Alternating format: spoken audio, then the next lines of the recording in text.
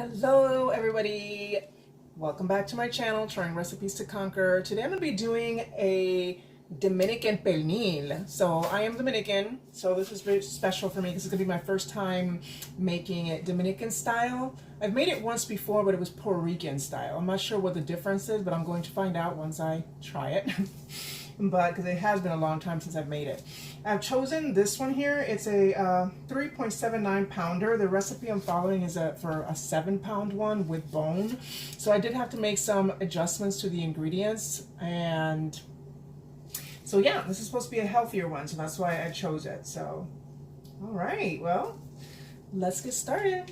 All right, so first things first, I have freed it from the packaging.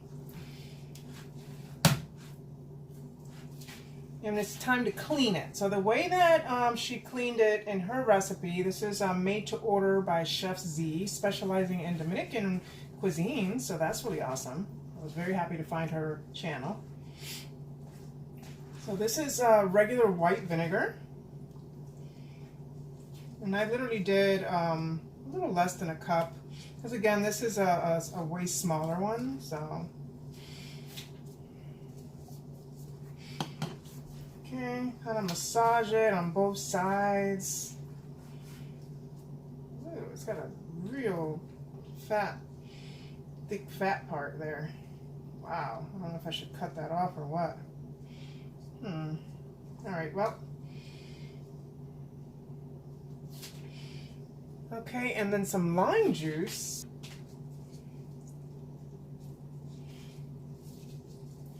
Basically a lot of acids, natural acids to kill whatever might be living in there, bacteria or anything.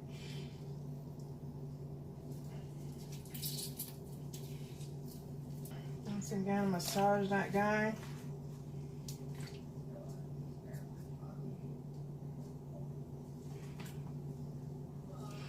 And a little bit of water.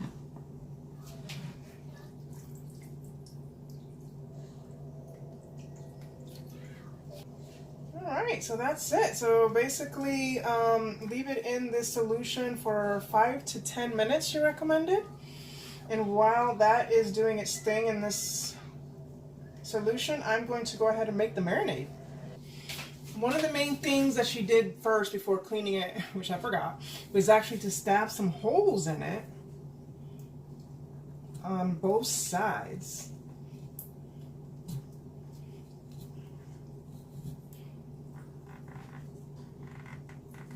And this is to allow that marinade to really get inside of the meat, which is why these pernils are so delicious.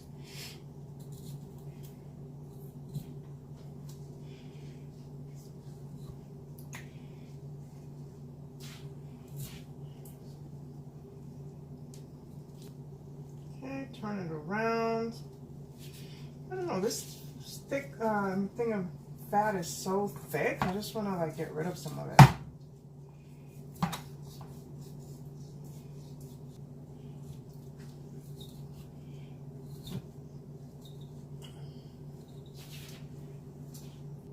Wow, I spent like at least 10 minutes trying to cut as much fat off this piece of meat as I could. Oh, that was gross. But I'm sure it's going to be delicious. All right, so in order to start the marinade, combine the onion and the garlic first in the food processor. She used red onion. I didn't have red onion, so I went ahead and just did one small white onion or yellow onion. And then 1 head of garlic. Okay, and run that through the food processor. Okay.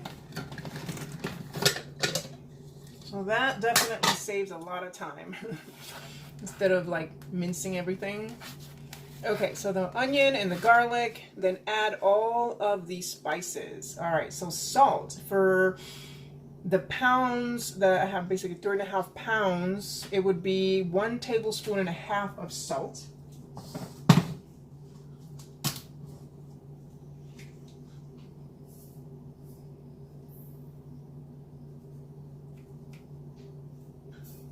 Tablespoon. half.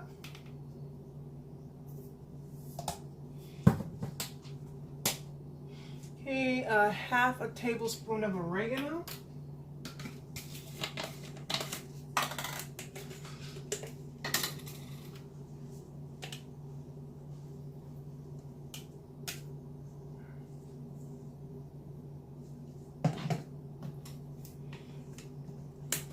One teaspoon of black pepper.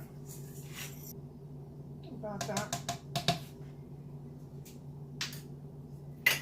Maybe just a little bit more.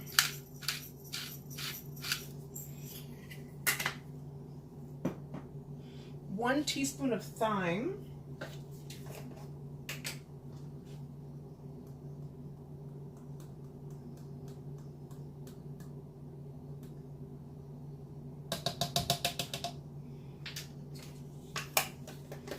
A half a teaspoon of cumin.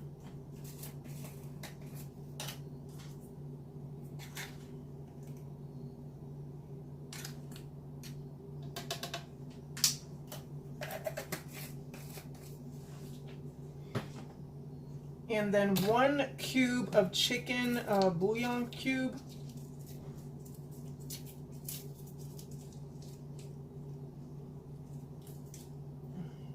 Try to break that up in there. All right. And run that through the food processor. Man, this food processor makes it so much easier. It's just like turning it into a nice, flavorful paste. All right, so now add the orange juice and the olive oil. No, the orange juice first. All right, so now to pour in the juice of 1 orange. I was able to get this much. I'm not sure how much that came out to, so it looks like a little over half a cup. I think that should be good enough. All right, and then run that through the food processor. Okay, and then she used a 1/4 cup of olive oil. And for her 7 pounds, so I'm assuming it's half of that for this one, which is perfect because that's literally all I have left of olive oil. So just enough for this dish.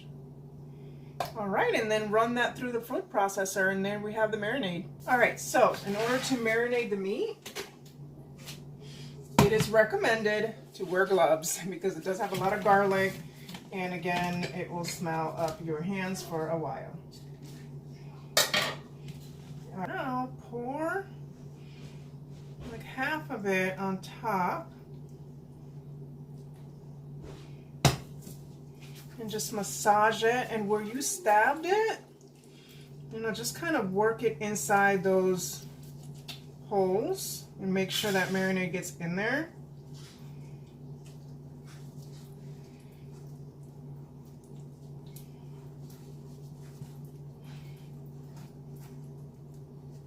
Believe me, makes a difference. When I made the Puerto Rican one, I remember that the person that gave me the recipe, she used to put like whole garlic cloves inside those holes.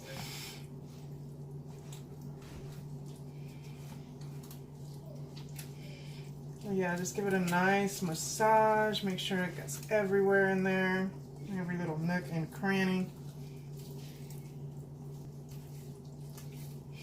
All right, and now pour the rest.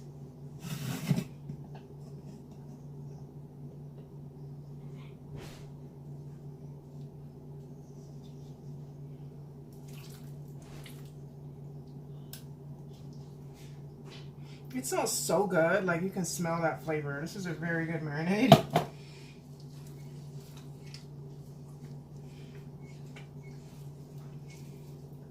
And do the same thing to the other side.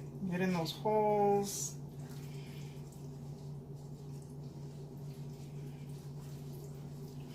All right, so once you do that, this thing is going to be marinating overnight.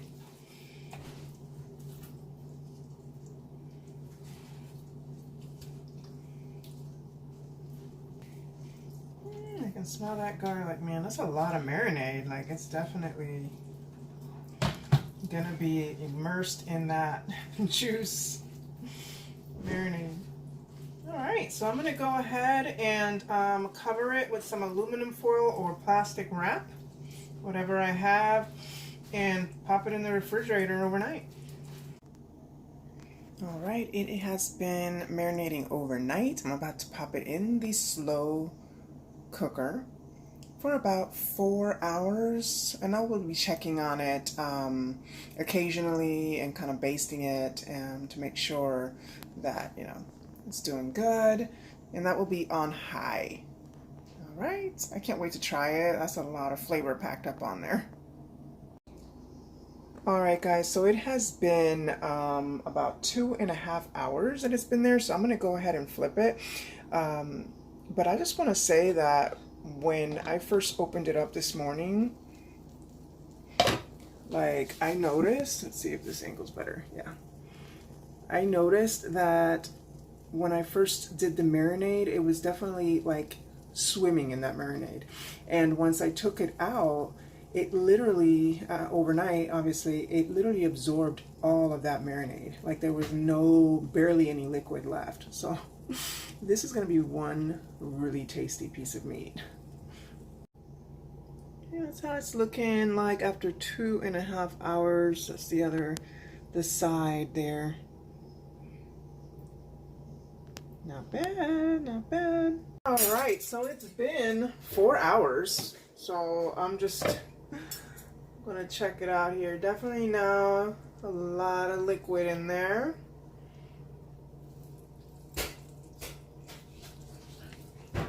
It's not very yet, you know, rip apart thing. So let me go ahead and flip it.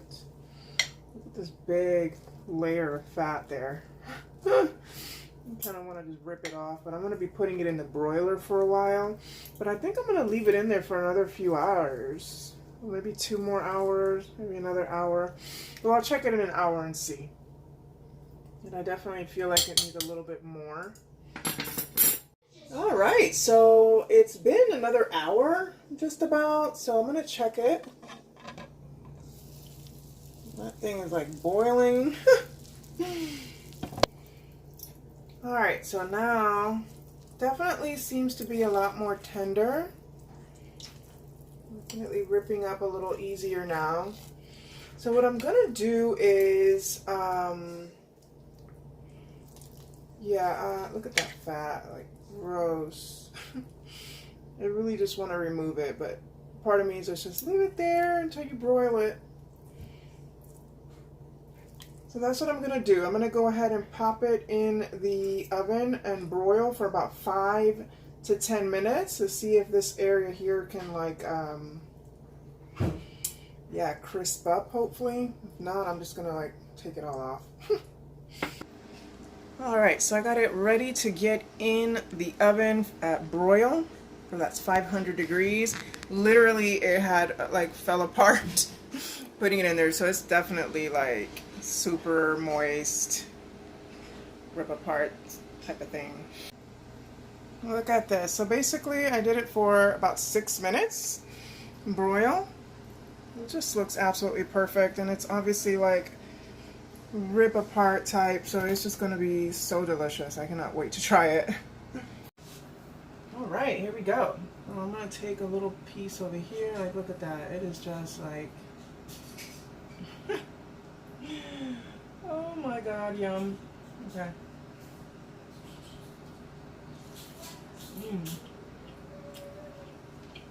Wow. Wow, that's so flavorful and so tender. Juicy. Wow. Oh my god. Honestly, I miss this so much. And I made arroz con gandules, which is like the thing that Dominicans, Puerto Ricans usually pair it with. The rice came out so good too, and it was so weird because the pigeon beans, or the gandules, they actually came in coconut milk, and I never seen that before. It was from Goya, and it just came out so delicious. And of course, I used a little bit of the the fat and the juices to make it, so it's like so flavorful. It just works so well. So I'm so excited to eat this, and I just wanted to add that I did do things slightly different than the recipe that I followed. I followed her method of cleansing the meat first and also the seasoning, but she boiled hers for like an hour, and then she put it in the regular oven for about 4 hours. I think at like 350, so it's, you know, slow cooking it. But I put it in my actual slow cooker because I'm one of those that if I can, you know, I like to make my things, let's say, more energy efficient and so forth. So yeah, the slow cooker for me does that. And yeah, I mean, it came out absolutely perfect. I mean, yeah, if your pernil fits in your slow cooker, I would suggest doing it that way. I didn't have to even do the boiling because basically it kind of did that in its own juices. So yeah, I mean, I will put the link to her video if you want to do it that way. But yeah, this way seems for me was a lot easier and just more energy efficient. My kitchen is less hot. And it's still super delicious. So thank you so much for watching, guys. Till next time.